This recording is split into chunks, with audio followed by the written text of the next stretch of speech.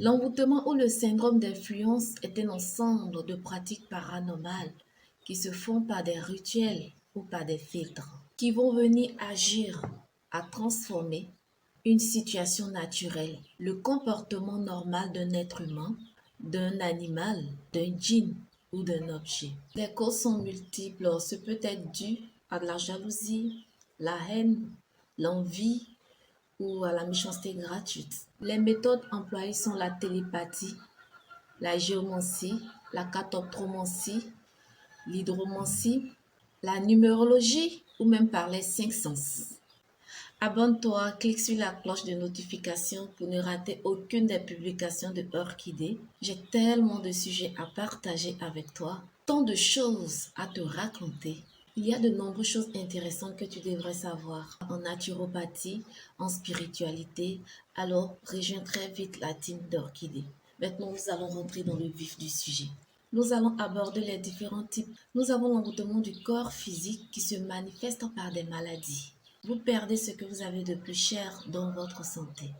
Très souvent, vous êtes constamment malade.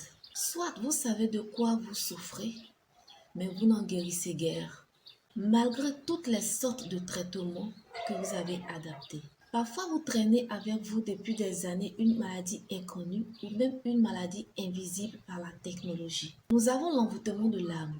Le thème renvoie à la notion d'emprise ou de séduction. Ainsi, la victime désignée est alors dite envoûtée. Lorsqu'un sujet est sous syndrome d'influence, en général, il se détourne des siens, abandonnant parfois son mari, sa femme, sa fiancée, ses enfants et même ses parents. Il prend ses distances de toute personne susceptible de lui dire que son comportement n'est pas habituel. Seul l'envoûté ne réalise pas qu'il est atteint. Fort heureusement que dans certains cas, il finit par s'en rendre compte à force d'un proche qui attire sans cesse son attention, sans se lasser de lui faire prendre conscience. Mes orchidées, s'il y a un conseil que vous permettez que je vous donne en tant que thérapeute et coach, lorsque vous réalisez que votre mari est envoûté par une autre femme, ou bien même par belle-maman, oui, il faut le dire, je reçois très souvent ce genre de cas en cabinet, où la mère envoûte son fils pour une autre femme. Elle le détourne de lui de son cœur, de la femme avec laquelle il a déjà eu des enfants, afin de le faire marier avec une femme de son village ou de sa famille. Des couples et des vies ont été défaites ainsi. Mais cela sera l'objet d'une autre vidéo. Abonnez-vous, likez, commentez, partagez. Et n'oubliez surtout pas d'activer la cloche de notification pour ne rater aucune de mes publications. J'ai tellement de choses à vous raconter, des choses que vous ne savez peut-être pas encore. Or, vous devriez les savoir pour vous protéger, pour prendre soin de votre bonheur, pour protéger ce qui vous est dû, pour vous prémunir des voleurs et des voleuses de destinée. Certains vont me dire, ce qui t'est destiné, t'est obligatoirement destiné. Faux.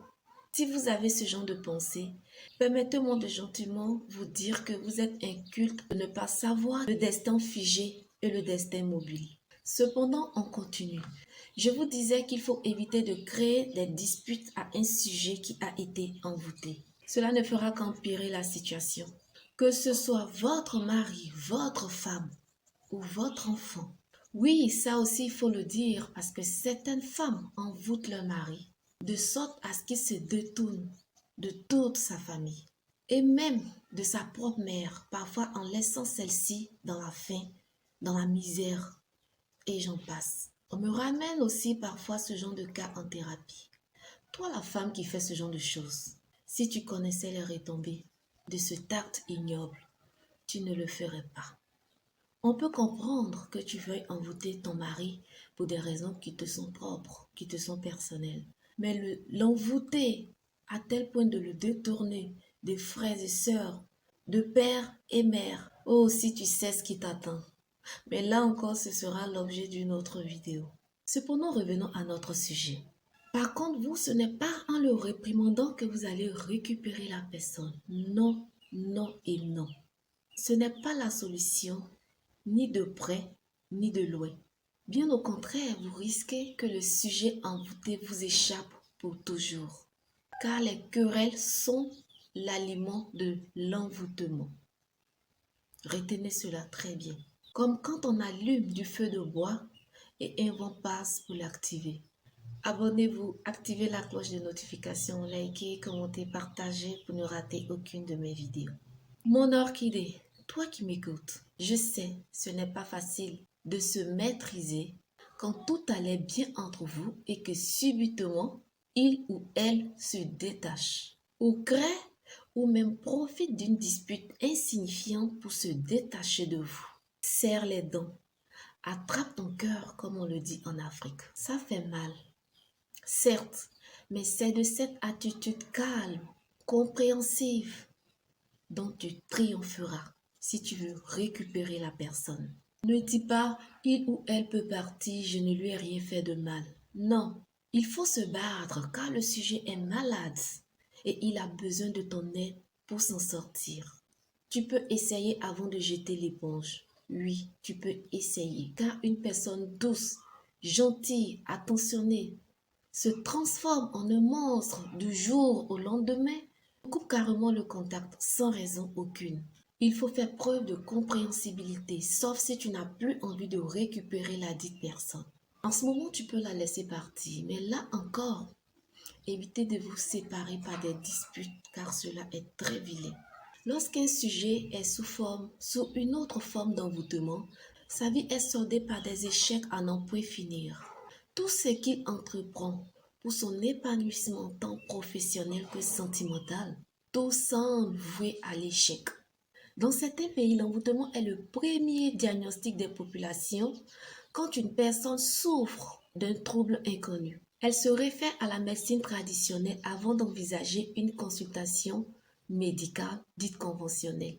Lorsqu'une personne est envoûtée, ça aussi c'est quelques signes, soit elle fait des choses de travers, elle ne se souvient plus correctement de ses rêves, ou juste par bout sans pouvoir les relater dans l'ordre. Maintenant, nous allons évoquer les remèdes à l'envoûtement. Au grand mot, les grands remèdes. Le remède doit obligatoirement être à la hauteur de l'envoûtement, sinon cela ne fonctionnerait pas. Cependant, les plantes interviennent. Le désenvoûtement peut se faire de façon partielle ou totale, ainsi par les 5 sens. La vue, l'odorat, l'ouïe, le toucher, le goûter, ou par la prière ou un exorcisme. Je l'aurais dit, pour qu'un sujet soit désenvoûté, il faut qu'il en soit conscient. C'est comme la folie. Si un malade mental refuse qu'il a des problèmes psychologiques, il n'acceptera pas de se soumettre à un traitement quelconque.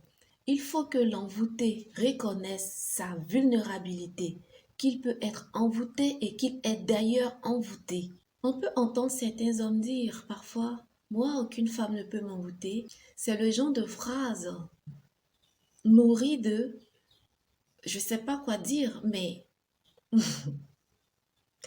quand j'entends ce genre de phrase, je préfère continuer de lire mon journal ou de faire comme si je n'ai rien entendu. Tant que vous êtes des êtres vivants, si on peut même envoûter des djinns, ce n'est pas des êtres humains qu'on ne peut pas envoûter. Maintenant, nous allons conclure. L'envoûtement est une situation assez complexe. Pour les agnostiques, je n'ai pas de remède pour vous, non. Simplement, je peux vous dire que tous les êtres humains n'ont pas une force spirituelle aussi prononcée pour vivre et croire au paranormal ou au surnaturel. Que vous ne soyez jamais envoûté, que vous ne soyez jamais confronté, je dis bien jamais, à un envoûtement. C'est tout le mal que je vous souhaite. Il faut aussi noter que l'on peut se prémunir d'un envoûtement. Oui, il y a des traitements à titre préventif. Pour les personnes qui sont intéressées, laissez-le en commentaire. Bon visionnage. N'oubliez pas de vous abonner et d'activer la cloche de notification. Ciao.